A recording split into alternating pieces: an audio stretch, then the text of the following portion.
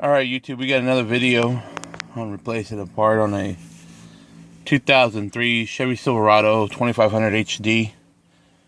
Today we're going to be replacing the climate control panel on this one here.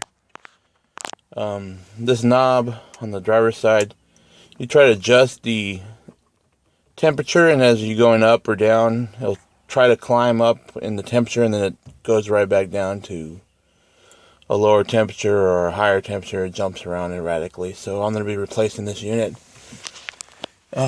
with a one I got on eBay. Cost me $130 for this unit. In order to replace this, we're going to be taking off the face trim on the dash. You'll need to disconnect the negative ground cable on your battery, place the parking brake on, lower the steering wheel, and put the gear shifter in its lower gears in order to remove the trim out of the way. In order to do that, you'll gently pry on the trim up top and work your way around. And there's also two little body clips that are in the dash. I'll get started on that and I'll be right back. Okay, with the trim out the way, it's pretty easy. Just gently pry around the edges of it. It'll pop right off. Then you'll get to the actual unit.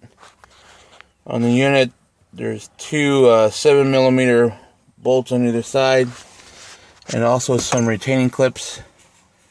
It's featured here. Those look like little bullet studs.